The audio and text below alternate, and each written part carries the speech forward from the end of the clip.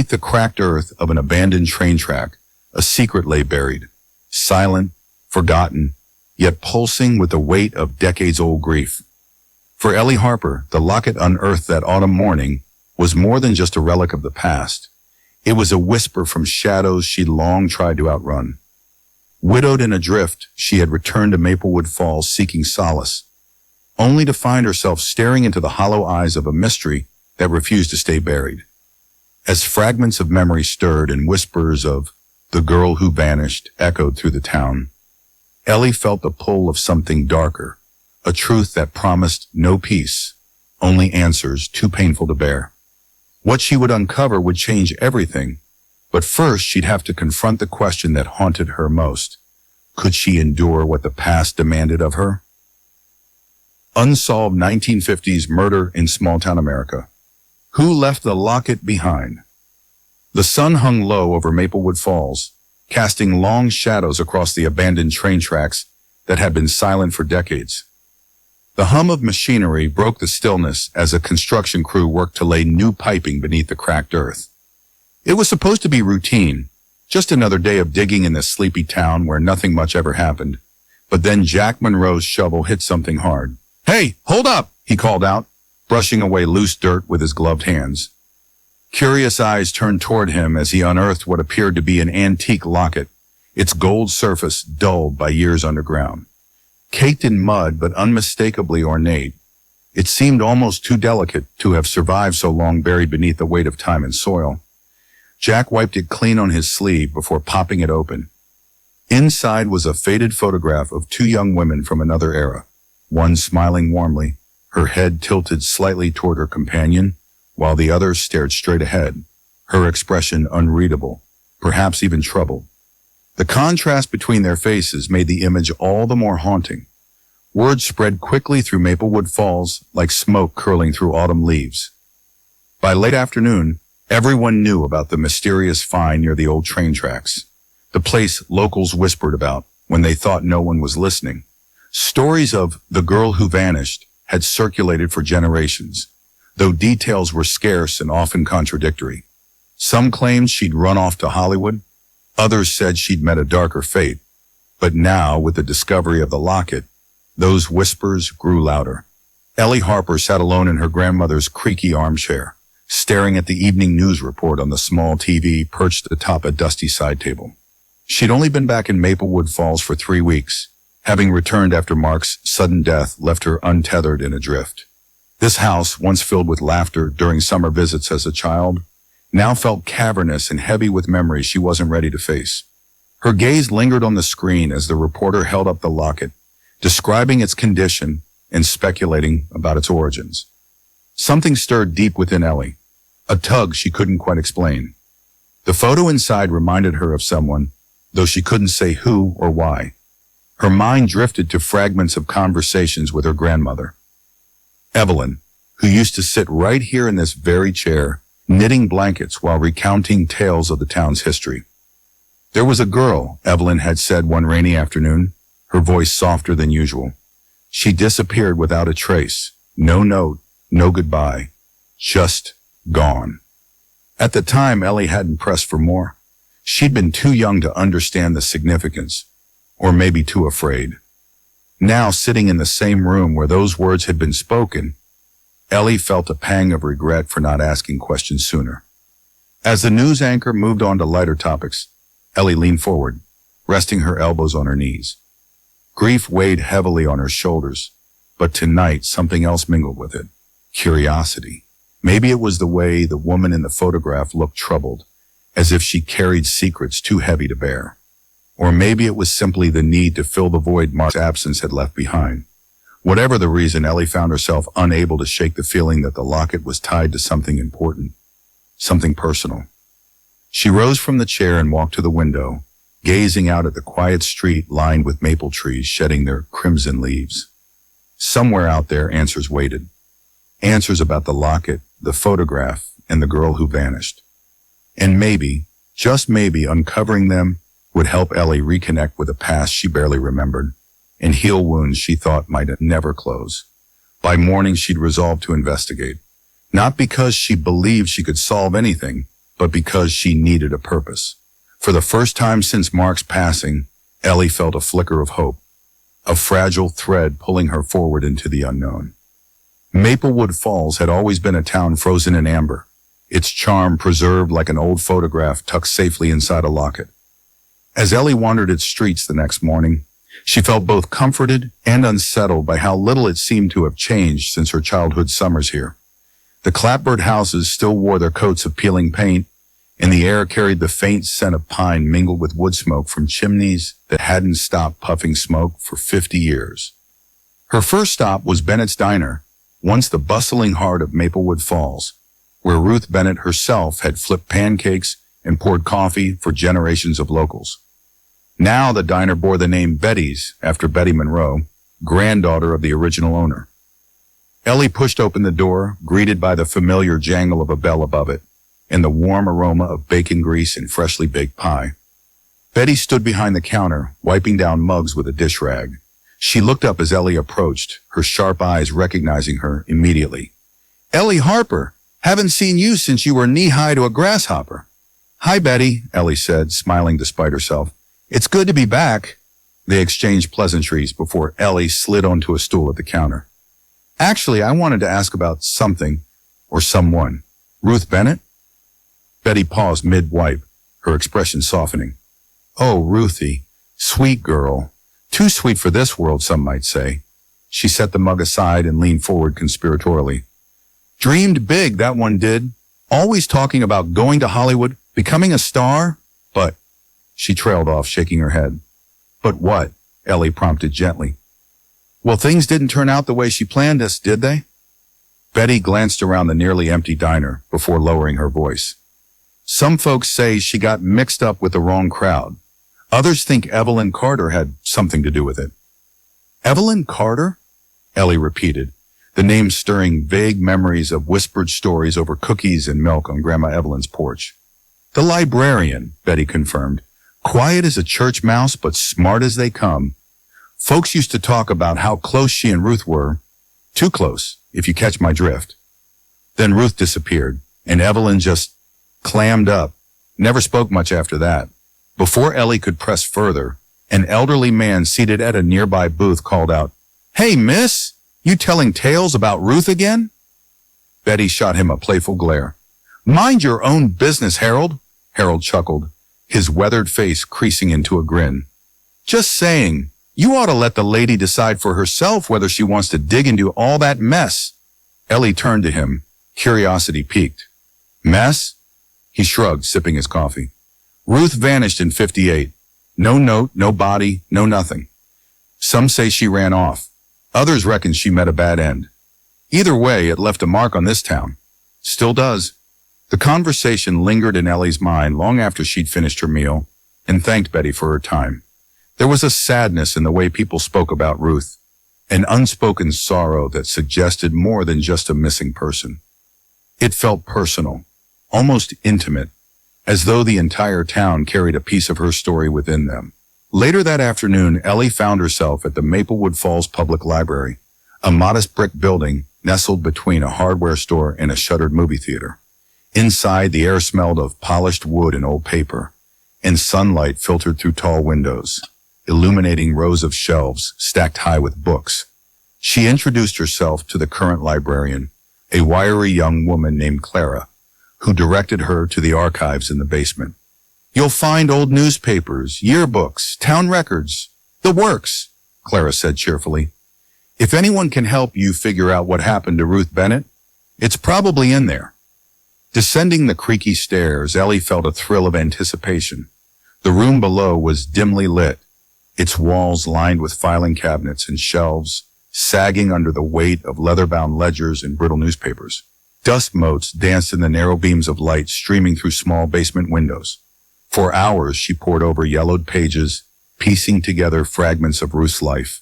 In photographs from the late 1950s, Ruth appeared radiant, a striking beauty with a dazzling smile that seemed to leap off the page.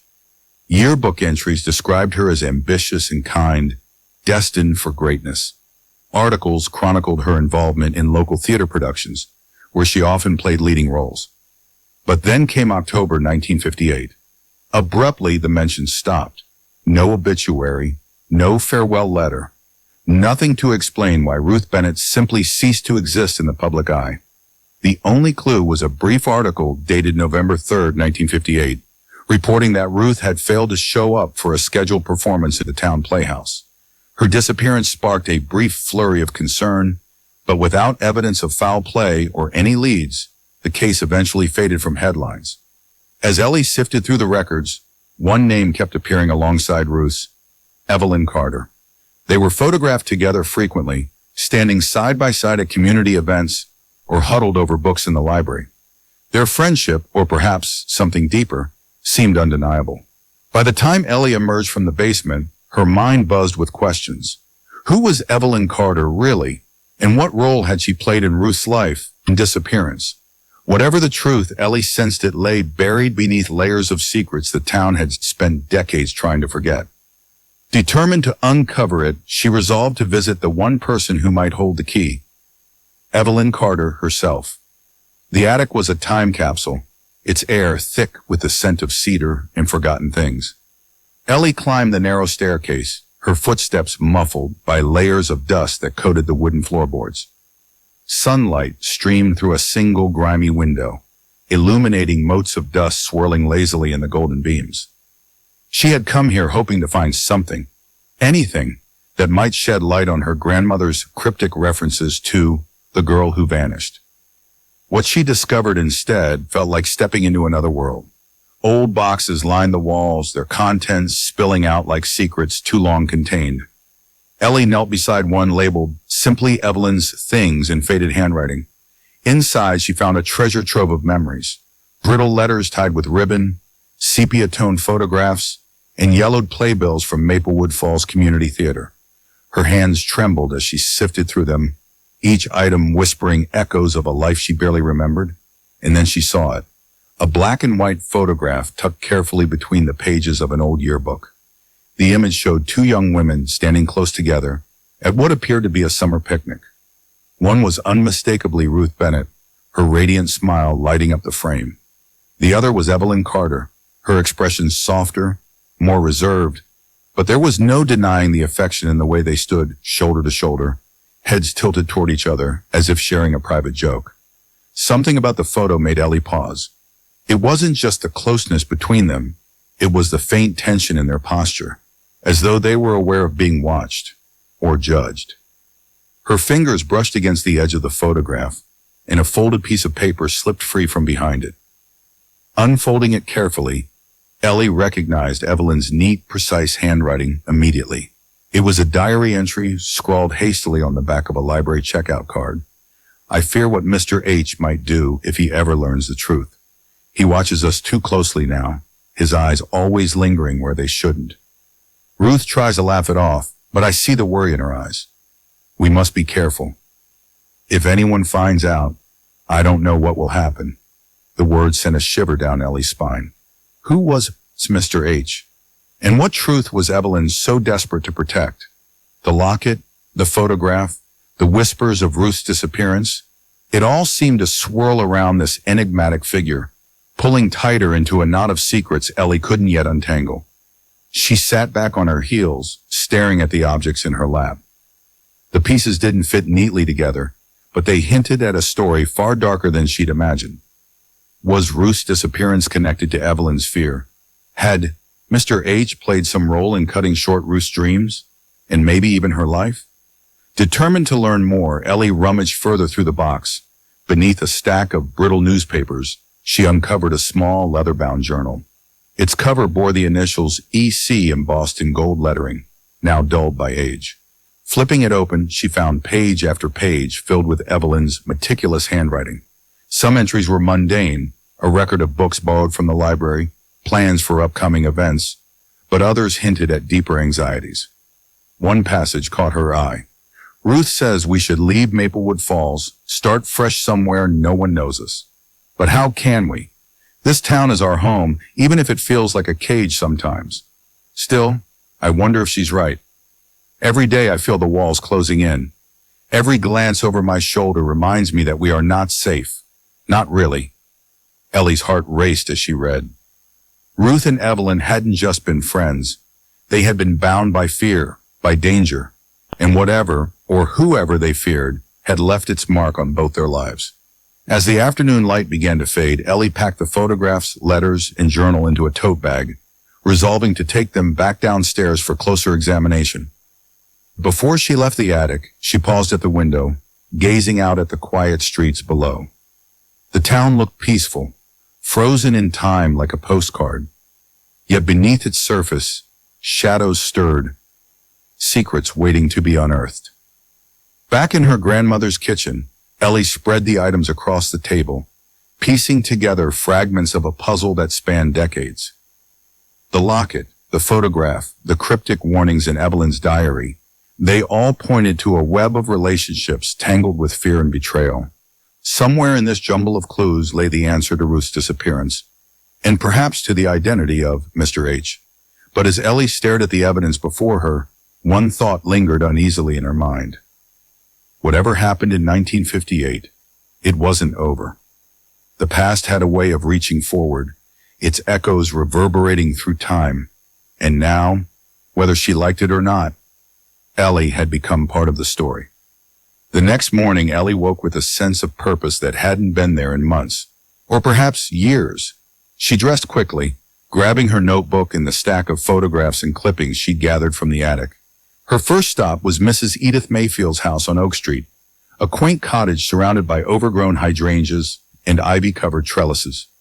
Edith had lived next door to Ruth in the 1950s, and if anyone could shed light on the final days of Ruth's life, it would be her. Edith greeted Ellie at the door, leaning heavily on a cane but still sharp-eyed and spry for her age. "Ellie Harper," she said warmly, ushering her inside. "I heard you were back in town. Sit down, dear, and tell me what brings you here."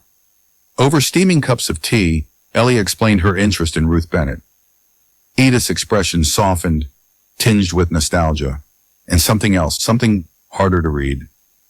"Ruth was such a lovely girl," she began, her voice carrying the weight of memory. "Always smiling, always dreaming. But," she hesitated, staring into her teacup as though searching for the right words. "But," Ellie prompted gently. "Well, not everything was as perfect as it seemed. There were whispers, you know, about a boyfriend no one ever saw. Late-night arguments drifting through the walls. I tried not to pry, but it was hard not to notice when things got heated." Ellie leaned forward, her pen poised over her notebook. "Do you remember anything specific? A name, maybe?" Edith shook her head slowly. "No names, I'm afraid. Just shadows. He came late at night, stayed only long enough to argue. Once or twice I thought I heard crying afterward. Ruth never said a word about him to me, but..." She paused, choosing her words carefully. "There are some men who don't take kindly to being told no." If he felt betrayed, the implication hung heavy in the air between them. Ellie nodded, making a mental note to dig deeper into Ruth's relationships. Before leaving, she thanked Edith for her time, promising to share any discoveries she made. Later that day, Ellie returned to the library archives, determined to piece together more of the puzzle. This time, she focused on newspaper clippings from the weeks following Ruth's disappearance. One name kept surfacing: Harold Jenkins. Harold had been a prominent figure in Maplewood Falls during the 1950s, a wealthy businessman known for his temper and influence. According to the articles, he'd been questioned extensively during the investigation into Ruth's disappearance, but released due to lack of evidence. The reporters danced around the details, hinting at scandals without ever naming names. Phrases like questionable behavior and inappropriate advances peppered the text, accompanied by vague allusions to his volatile personality. Ellie's pulse quickened as she pieced together the fragments. Could Harold Jenkins have been the shadowy Mr. H mentioned in Evelyn's diary? His wealth and power would have given him the means to silence anyone who crossed him or to cover up a crime. Her search led her to an old town directory where she found Harold's address listed under a sprawling estate on the outskirts of Maplewood Falls. The property was now abandoned, its once grand mansion reduced to crumbling ruins overtaken by weeds. Still, Ellie decided to visit. It might hold clues that others had overlooked. The drive to the Jenkins estate took her past fields of wildflowers and dense woods, the road narrowing until it felt as though she were entering another world entirely. When she arrived, the mansion loomed before her, its windows boarded up and its paint peeling like sunburnt skin. Despite its decay, the structure exuded an eerie grandeur, a relic of a bygone era. Ellie parked her car and stepped out cautiously, the crunch of gravel beneath her shoes breaking the oppressive silence. As she approached the front porch, she noticed faint footprints in the dust. Someone else had been here recently. Her heart raced, but she pressed on, pushing open the creaking front door. Inside, the air smelled of mildew and rot. Sunlight filtered weakly through cracks in the boards covering the windows, casting ghostly patterns on the warped wooden floors. She moved methodically from room to room, searching for anything that might connect Harold Jenkins to Ruth's fate. In what appeared to be a study, Ellie found a locked desk drawer. Using a letter opener she'd brought along, she pried it open. Inside, she discovered a collection of letters, all addressed to Ruth. They were unsigned, but their tone was unmistakably possessive, laced with thinly veiled threats. "You belong to me, Ruth. Don't think you can walk away without consequences. If I can't have you, no one will." Chills ran down Ellie's spine as she read the words aloud. These weren't the writings of a harmless admirer. They were the rantings of a man consumed by obsession. And then, tucked beneath the letters, she found a photograph. It showed Harold Jenkins standing beside Ruth at some kind of gala, his hand resting proprietarily on her shoulder. Ruth's smile was strained, her eyes darting nervously toward the camera.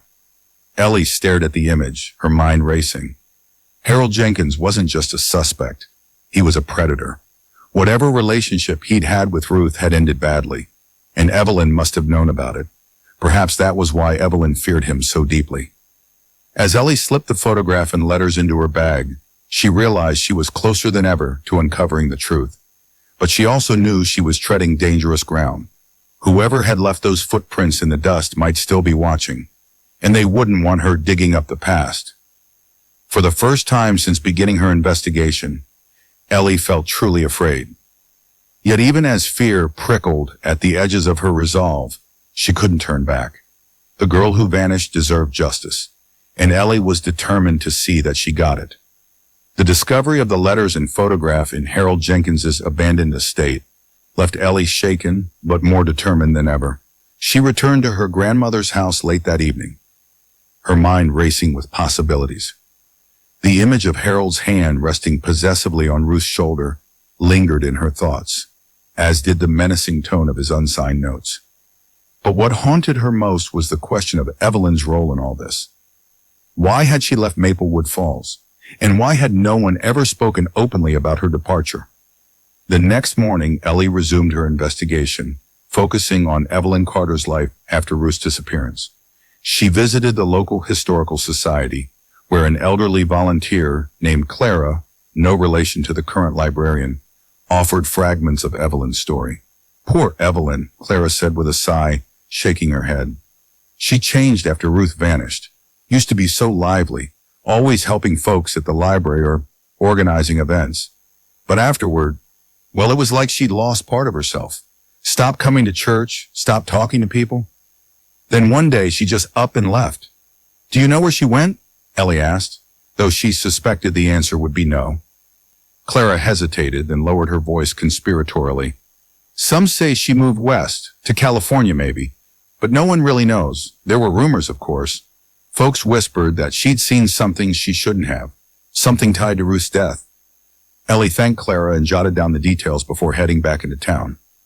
If Evelyn had fled because of what she knew or feared, then finding out where she had gone might lead to answers. Her search eventually brought her to Sarah Jenkins, Harold's estranged daughter, who now lived alone in a modest apartment above a bakery downtown. Sarah greeted Ellie warily when she knocked on the door, her sharp eyes assessing every detail of Ellie's appearance. "You're not here to ask about my father again, are you?" she said bluntly, crossing her arms over her chest. "I'm trying to understand what happened to Ruth Bennett," Ellie replied carefully. "And I think your father might have been involved." Sarah sighed heavily, stepping aside to let Ellie in. The apartment was small, but tidy, its walls lined with shelves filled with books and framed photographs. She gestured for Ellie to sit, then poured 2 cups of tea without asking if she wanted any. "My father wasn't an easy man," Sarah began, her voice tinged with bitterness. "He liked things his way, and heaven help anyone who got in his path. When I was growing up, I saw him lash out at my mother, at workers, even at me if I dared question him. He had a temper that could burn a house down." Ellie nodded, encouraging her to continue. "Did he ever mention Ruth Bennett?" Sarah hesitated, stirring her tea absently. "Not directly, but there was a time when Evelyn Carter worked for us as a maid. That must have been around 57 or 58. She didn't stay long, though. One day, she simply didn't show up for work, and we never heard from her again." "Do you think she left because of something your father did?" Ellie pressed gently. Sarah's jaw tightened, and for a moment she looked away. "I don't know what happened between them, or whether Evelyn saw something she shouldn't have. But I do know this. My father had a way of making people disappear. Whether it was through threats, money, or worse." She trailed off, her voice barely above a whisper. Ellie leaned forward, sensing she was close to uncovering something crucial. "What about Ruth? Did you ever meet her?" Sarah shook her head. "Only in passing. She seemed nice enough, but I wasn't allowed to associate with town girls, as my father called them. He thought that they were beneath us." Her lips curled into a bitter smile. Funny how he didn't mind chasing after one himself. The pieces clicked into place in Ellie's mind. Harold Jenkins had pursued Ruth obsessively, likely using his wealth and influence to intimidate her, and perhaps Evelyn too. When Ruth rejected him, his anger may have turned deadly, and Evelyn, caught in the crossfire, had fled to protect herself, or to escape the truth she couldn't bear to face. As she prepared to leave, Sarah handed her a faded newspaper clipping. "This might interest you," she said quietly. "It's from shortly after Ruth disappeared. Look closely at the photo." Ellie unfolded the clipping and froze. It showed a group of townspeople gathered outside the Jenkins estate, their faces grim. Standing near the edge of the crowd was Evelyn, her expression haunted. Behind her, partially obscured by shadows, stood a figure who looked eerily like Harold Jenkins. "Thank you," Ellie said softly, tucking the clipping into her bag. As she walked back to her car, she felt the weight of history pressing down on her. Evelyn hadn't run away without reason. She'd been running from something, or someone, and Harold Jenkins loomed larger than ever as the central figure in this tragic puzzle. But there was still one unanswered question. Where had Evelyn gone? And could she still be alive, holding the key to unraveling the mystery of Ruth's fate? For the first time, Ellie allowed herself to hope that Evelyn might still be found, and that justice, however delayed, could finally be served. The tension in Maplewood Falls had shifted. What began as quiet curiosity about Ellie's investigation now felt like a storm gathering on the horizon. The more she uncovered, the more resistance she encountered, from subtle warnings to outright hostility. It wasn't just curiosity anymore. It was fear. Fear that the past might rise up and shatter the fragile peace the town had built over decades. Ellie first noticed the change at Bennett's Diner, where Betty greeted her with an unusually tight smile. "You've been asking a lot of questions lately," Betty said, sliding a cup of coffee across the counter. Her tone was light, but there was an edge to it, a warning wrapped in politeness. "Just trying to understand what happened," Ellie replied, meeting her gaze steadily. "Don't you think Ruth deserves answers?" Betty hesitated, glancing around the nearly empty diner before leaning closer. "Some things are better left alone, Ellie. Not everything has a happy ending." The message was clear. Stop digging. But Ellie couldn't. Every clue brought her closer to the truth, and the truth, no matter how painful, was worth pursuing. That night, as Ellie pulled into the driveway of her grandmother's house, her heart sank. Her car sat under the dim glow of the porch light, its windshield marred by jagged red letters scrawled across the glass. "Leave it alone." Her hands trembled as she stepped out of the vehicle, the metallic tang of spray paint sharp in the cool evening air. She stared at the vandalism for a long moment, anger bubbling beneath her fear. Whoever had done this wanted her to stop. But why?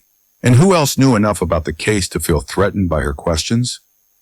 Determined not to let the act intimidate her, Ellie grabbed a rag and cleaner from the garage and set to work scrubbing away the paint.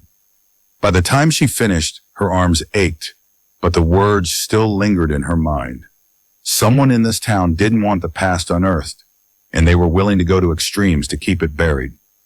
The next morning, Ellie decided it was time to bring someone else into her confidence.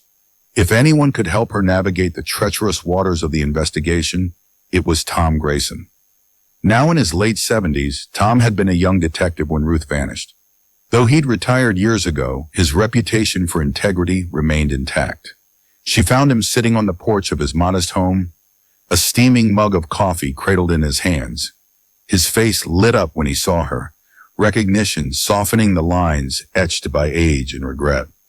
"Ellie Harper," he said warmly, rising to greet her. "It's been too long." They exchanged pleasantries before Ellie broached the subject of Ruth's case. Tom's expression darkened immediately. "I've spent half my life wondering what I missed back then," he admitted, gesturing for her to sit. "There were pieces that didn't add up, leads we couldn't follow through on. Folks in this town, they weren't eager to talk. I think I'm starting to see why," Ellie said quietly, recounting the vandalism and the pushback she'd received. "But I can't walk away, Tom. Not until I know what really happened." Tom studied her for a moment, then nodded slowly. "All right," he said finally. "Let me help you. Maybe two sets of eyes can spot what one pair missed all those years ago." Over the next few days, Ellie and Tom pored over the original case files, which Tom had kept meticulously organized despite their age. They revisited witness statements, crime scene photos, and forensic reports, searching for anything overlooked or deliberately ignored. One discrepancy stood out almost immediately: fingerprints found on a broken window at Ruth's home. According to the report, they belonged to an unidentified individual, not Harold Jenkins, whose prints were already on file due to prior run-ins with the law. Yet no further effort had been made to trace them. "Why would they ignore this?" Ellie asked, frustration coloring her voice. Tom sighed heavily, rubbing his temples. "Pressure from above. Harold Jenkins wasn't just influential, he was untouchable. Anyone who dared cross him paid the price." Another discovery came in the form of suppressed witness statements. A neighbor claimed to have seen a car speeding away from Ruth's house late one night, a black sedan matching the description of Harold's vehicle. But the statement had been dismissed as unreliable, buried deep within the files. "They didn't want to believe it," Tom muttered, shaking his head. Or maybe they were too scared to. As they worked, Ellie noticed a change in Tom. The weight of unresolved guilt seemed to lift slightly with each new revelation. For the first time in decades, he allowed himself to hope that justice might still be possible. By the end of the week, Ellie and Tom had compiled a list of inconsistencies and unanswered questions. It was enough to reignite the investigation, but only if they could convince the authorities to take another look. More importantly, it gave them leverage against whoever had tried to silence Ellie. Late one evening, as they reviewed their findings, Tom leaned back in his chair, his expression thoughtful. "You're stirring up a hornet's nest, Ellie," he said. "Be careful. Some people don't want these secrets coming to light." "I know," Ellie replied softly, staring at the stack of documents before her. "But Ruth deserved better than to be forgotten. And Evelyn, she deserves the chance to tell her side of the story." For the first time since beginning her quest, Ellie felt a flicker of optimism. The whispers in the dark might try to silence her, but she wasn't alone anymore. With Tom by her side, she was ready to face whatever, or whoever, stood in her way. The locket sat on Ellie's kitchen table, its delicate hinge propped open to reveal the faded photograph of Ruth and Evelyn. She'd examined it countless times since the construction crew unearthed it, but something about the way the light caught its edges that morning prompted her to look closer. Carefully, she tilted it toward the window, peering inside the tiny compartment where the photo was tucked. And then she saw it, a glint of something lodged in the crevice. Using a pair of tweezers from her grandmother's sewing kit, Ellie gently extracted the object. A single shimmering thread of fabric, no thicker than a strand of hair. It sparkled faintly in the sunlight, catching her breath. Her mind raced as she compared the thread to images in the old newspapers and photographs she'd collected. Again and again, the same detail leapt out at her. Harold Jenkins, standing proudly in public appearances or candid shots, always wearing a tailored black suit with a distinctive sheen. The fabric matched perfectly. Ellie's pulse quickened.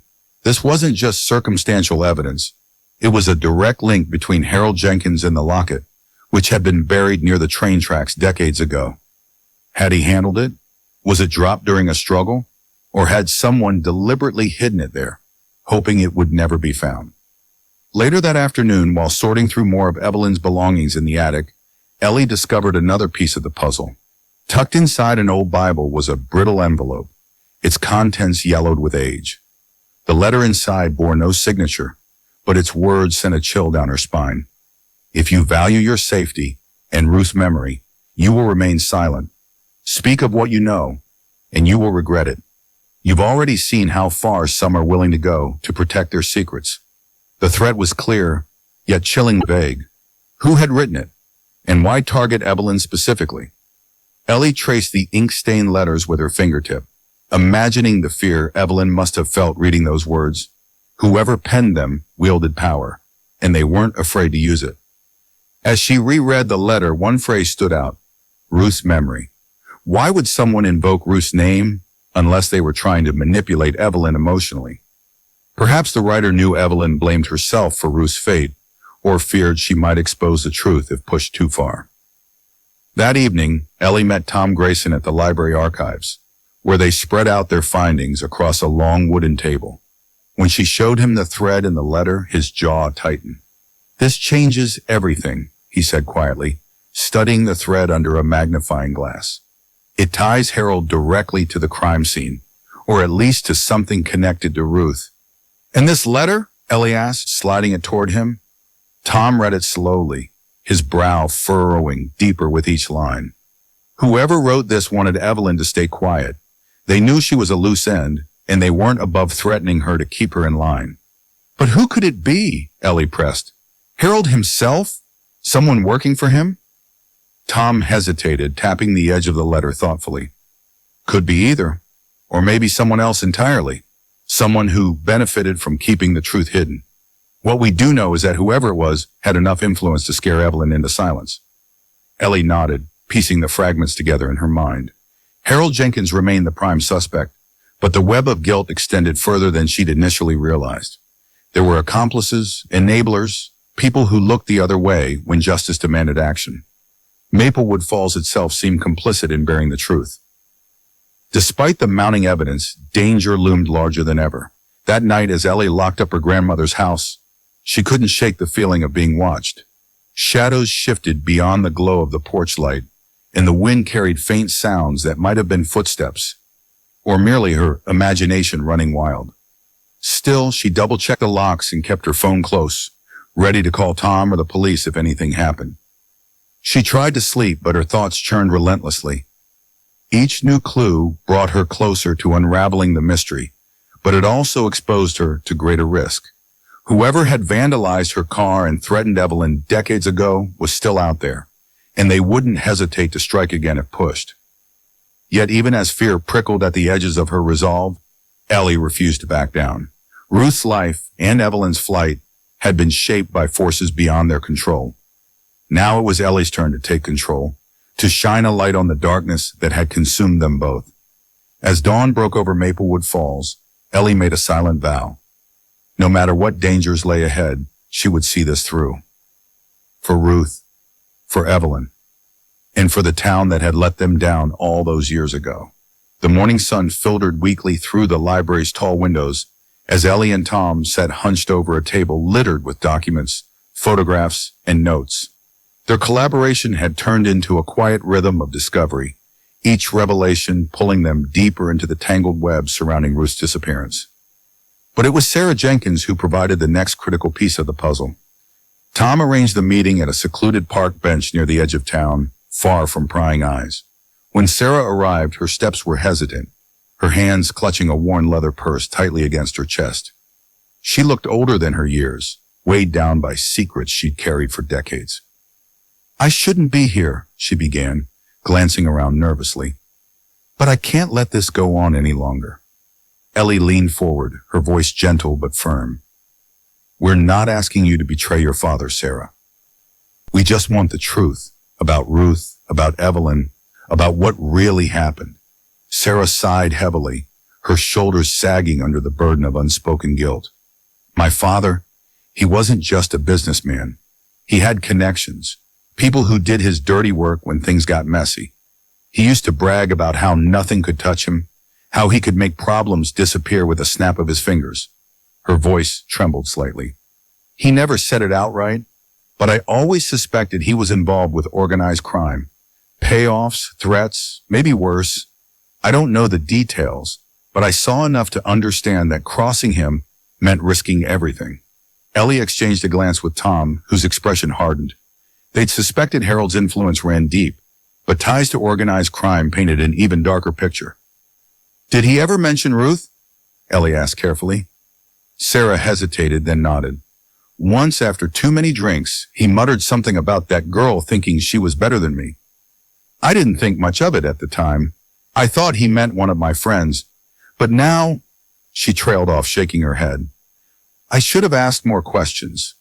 Maybe if I had...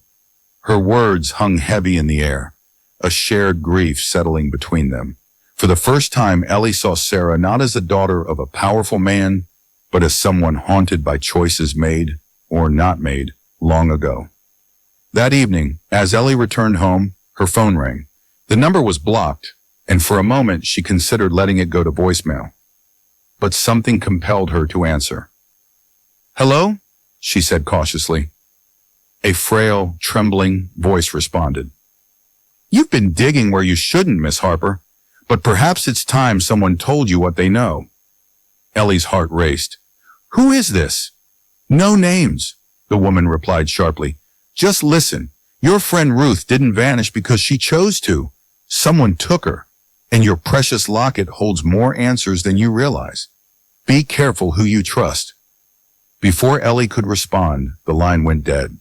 She stared at the phone, her mind racing. Who was this woman? And why reach out now after all these years? 2 days later, a plain brown envelope arrived in the mail, addressed simply to Ellie Harper. Inside was a brittle newspaper clipping, its edges yellowed with age. The headline read, Local businessman spotted in heated argument with missing woman. Below it was a grainy black and white photograph, blurry but unmistakable. Harold Jenkins standing outside Bennett's diner, his face contorted in anger as Ruth turned away from him, her posture tense. Ellie's breath caught in her throat. This was proof, not definitive, but damning nonetheless, that Harold had been directly involved in whatever led to Ruth's fate. She showed the clipping to Tom, who studied it intently. This could be exactly what we need, he said, his voice low.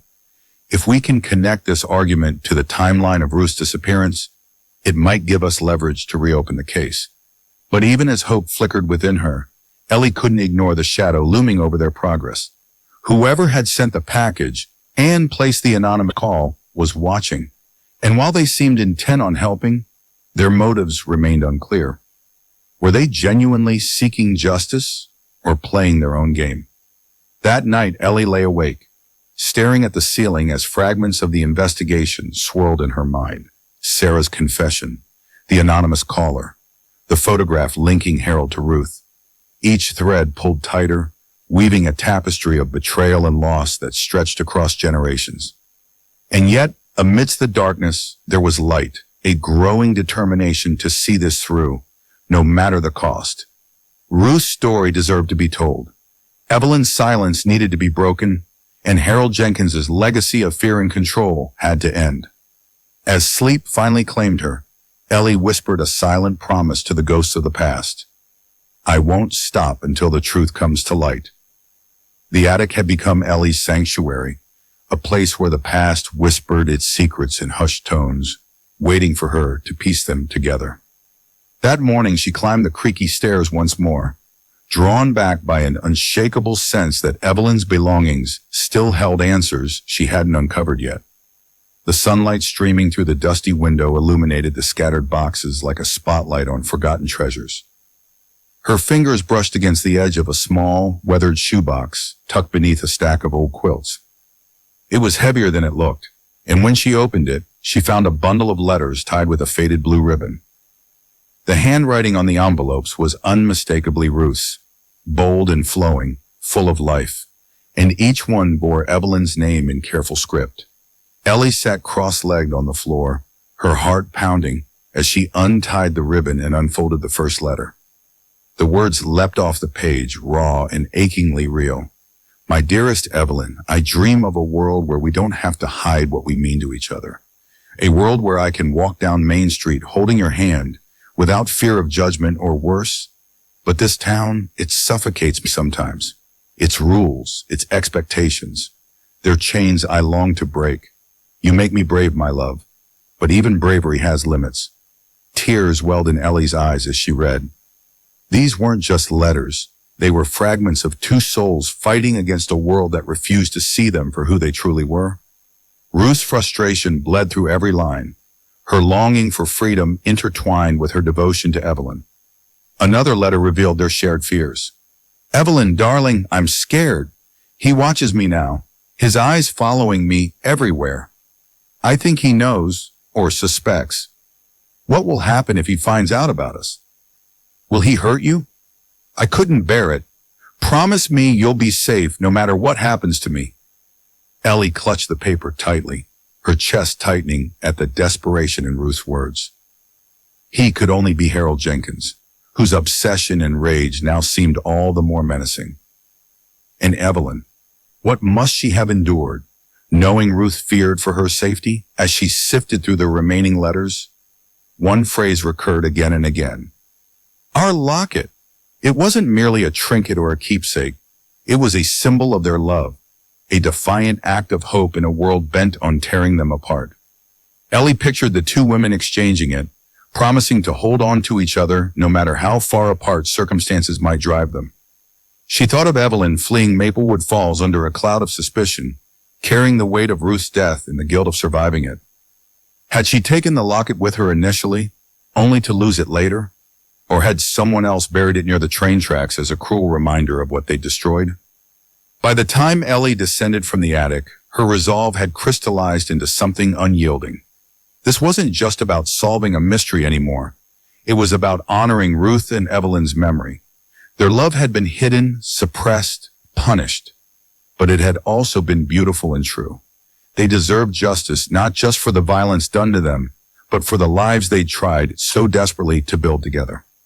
That evening, Ellie spread the letters across her grandmother's kitchen table, rereading passages aloud to Tom Grayson, who listened intently, his expressions softening with each word. They loved each other, he said finally, shaking his head. And someone took that away from them. Yes, Ellie replied firmly, but we won't let them take it away forever. We owe it to Ruth and Evelyn to tell their story, to show people that their bond mattered, even if the world wasn't ready to accept it. Tom nodded slowly, his gaze fixed on the letters. You're right, but we're running out of time. Whoever's behind this knows we're close. They'll do whatever it takes to stop us. I know, Ellie admitted quietly. She glanced toward the window, half expecting to see shadows moving outside. But there was nothing, just the quiet hum of crickets and the distant rustle of leaves. Still, the feeling of being watched lingered, a constant reminder of the risk she was taking. Yet fear no longer paralyzed her. Instead, it fueled her determination. Every clue they uncovered brought them closer to exposing the truth, and to ensuring that Ruth and Evelyn's love would never be erased. Before heading to bed, Ellie placed the locket carefully in the center of the table, surrounded by Ruth's letters. In the dim light, it gleamed faintly, a testament to the courage and defiance of two women who dared to love in a world that sought to silence them. Tomorrow she would press forward, no matter the danger, for Ruth, for Evelyn, for the truth. The air was thick with tension as Ellie sat across from Sarah Jenkins in the dimly lit corner of a roadside cafe. It wasn't the bustling diner where Ruth had once worked, but its quiet anonymity offered a sense of safety, for now. Ellie slid the brittle newspaper clipping and the locket across the table, her hands steady despite the storm brewing inside her. We know Harold was involved, Ellie said, her voice low but firm. And I think you do too. Sarah stared at the items, her face pale and drawn.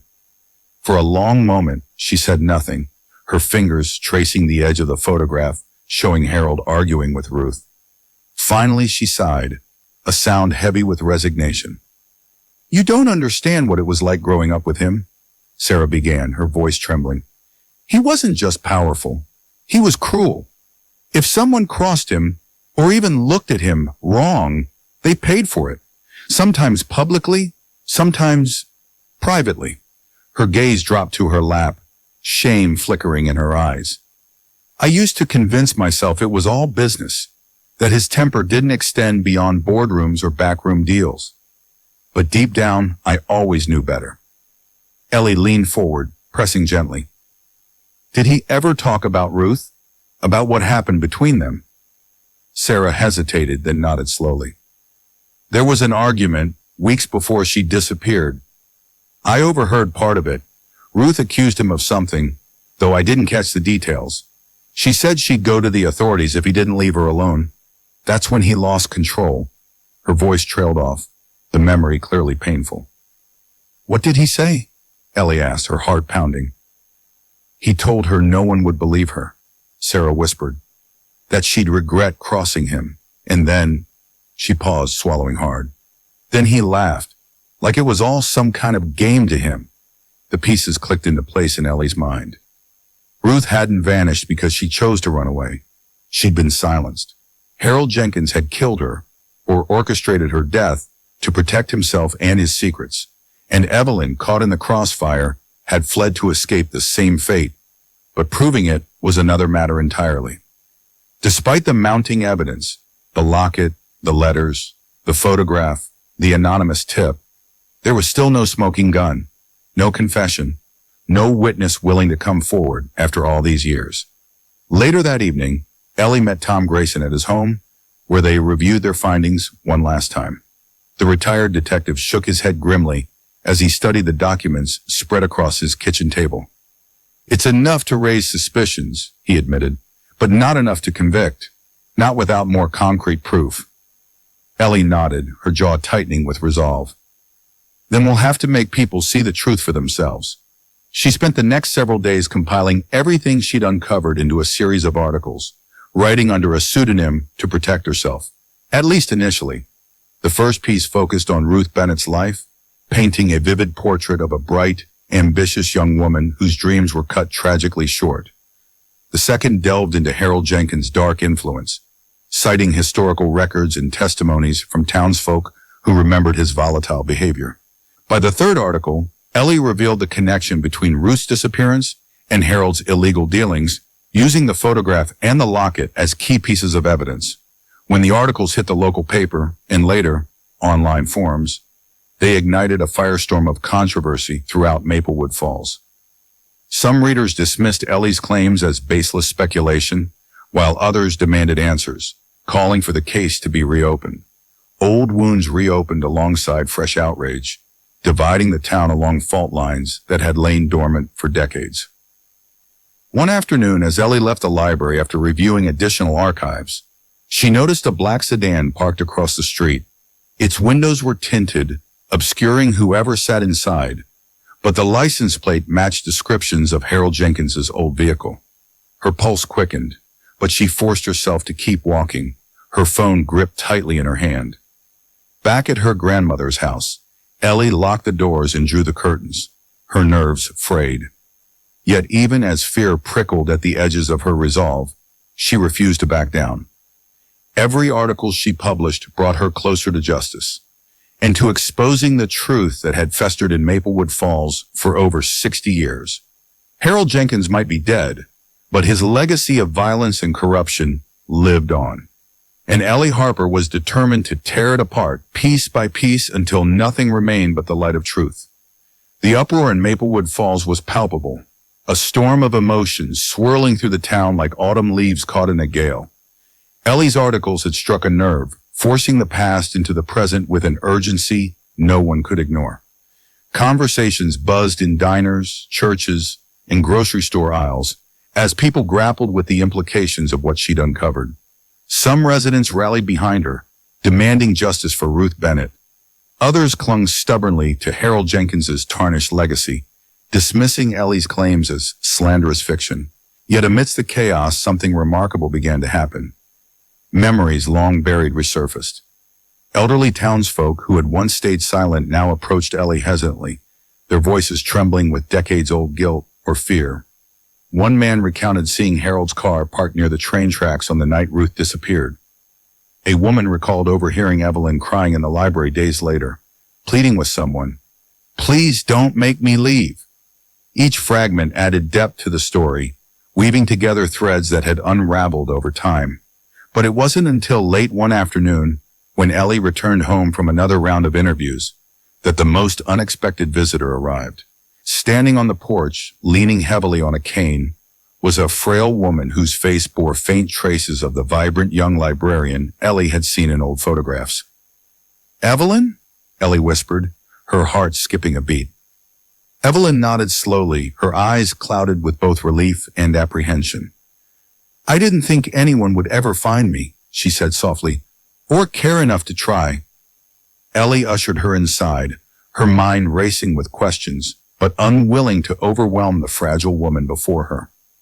Over cups of tea, Evelyn began to speak, her voice steady despite the weight of the words she carried. "I saw him," she confessed, her gaze fixed on the steaming mug in her hands. "Harold, that night near the train tracks, he attacked Ruth. She tried to fight back, but he was too strong. I wanted to scream, to run to her, but I froze. And then," her voice cracked, tears spilling down her cheeks. "Then she was gone. Just like that." Ellie reached out, placing a gentle hand over Evelyn's. "You did what you had to do to survive," she said firmly. "No one can blame you for that." Evelyn shook her head, guilt etched deeply into her features. "I should have spoken up. Maybe if I had, things would have been different. But I was so scared, Ellie. Scared of what he'd do to me if he found out I'd seen everything. So I ran, changed my name, started over somewhere far away. But running doesn't erase the pain. It just buries it deeper."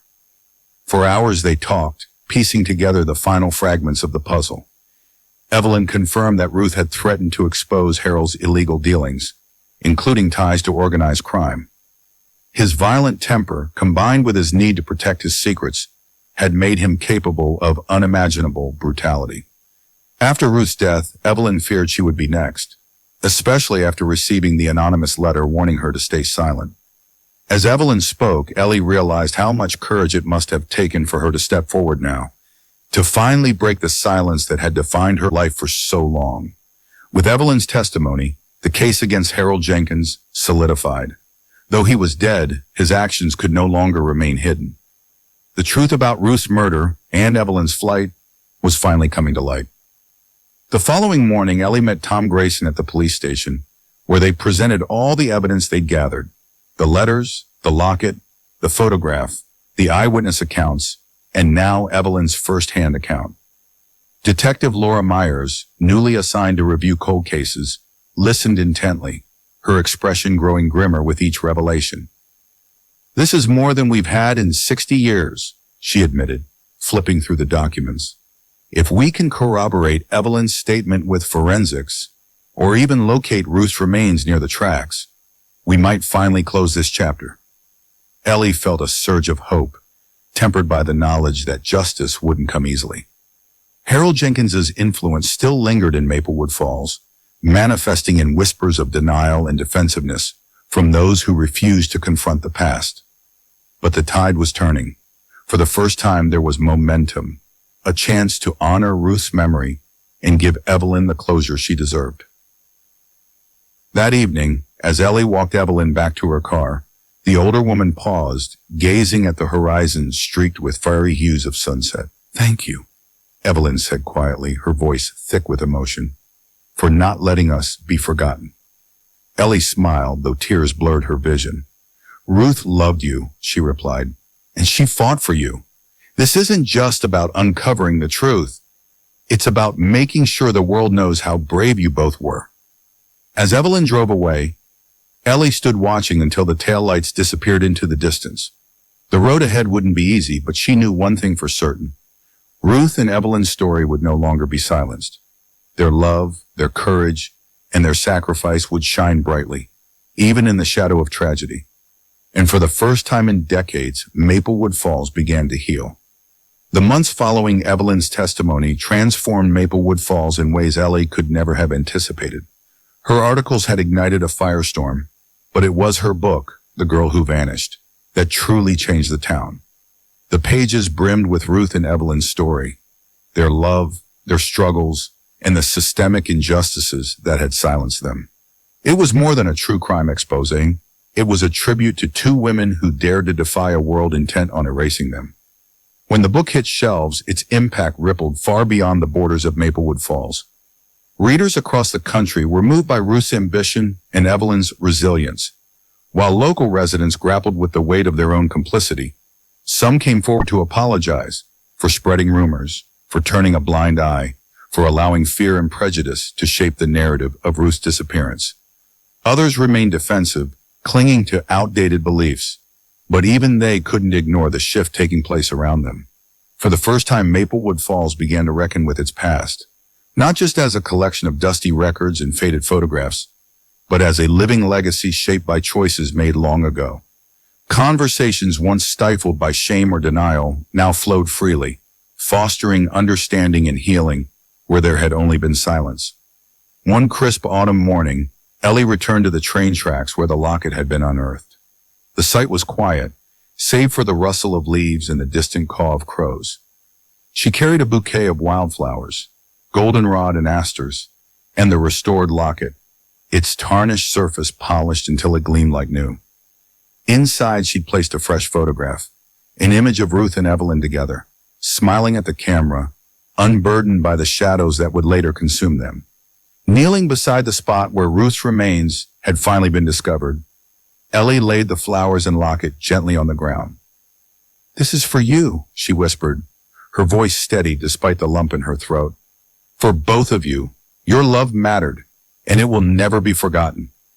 As she sat there gazing out at the overgrown tracks, Ellie felt a profound sense of peace, not just for Ruth and Evelyn, but for herself. Investigating their story had forced her to confront her own grief, her fears, and the void left by Mark's passing. In honoring their memories, she had begun to heal her own wounds. Their courage had reminded her of her own strength, and their love had rekindled her belief in connection, even in loss. Later that evening, back at her grandmother's house, Ellie settled into the creaky armchair with Evelyn's diary resting on her lap. She'd read it countless times during her investigation, each entry offering glimpses into Evelyn's inner world. But tonight, as she flipped absently through the pages, something caught her eye. A cryptic note tucked between the final entries, written in Evelyn's unmistakable handwriting. "I did what I had to do, but I wasn't alone. Someone else knows the truth. And if anyone finds this, they must look deeper. The answers lie beneath."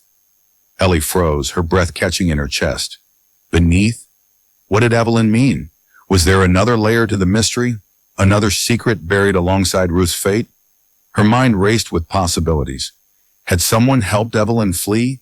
Or worse, had someone else played a role in Ruth's death, working alongside Harold Jenkins? The tantalizing thread dangled before her, unresolved and irresistible. For a moment, she considered setting the diary aside, content to let the story rest as it was. After all, hadn't she already uncovered enough? Justice for Ruth and Evelyn had been served, their truth brought into the light. Yet the note lingered in her thoughts, a whisper from the past urging her onward. With a sigh, Ellie closed the diary and set it gently on the table. Whatever Evelyn meant by beneath, one thing was certain. The journey wasn't entirely over. Somewhere in Maplewood Falls, or perhaps beyond it, another chapter waited to be written. But for now, Ellie allowed herself to savor the peace she'd found. Ruth and Evelyn's love had endured against all odds, a beacon of hope in a world that sought to extinguish it. And in telling their story, Ellie had ensured that their legacy would live on, not as victims of tragedy, but as symbols of resilience, defiance, and enduring love. As twilight settled over the town, casting long shadows across the streets, Ellie smiled softly to herself. The girl who vanished had been found, not just in body, but in spirit. And though questions remained, the answers no longer seemed so urgent. For the first time in years, Ellie Harper felt whole again, ready to face whatever lay ahead.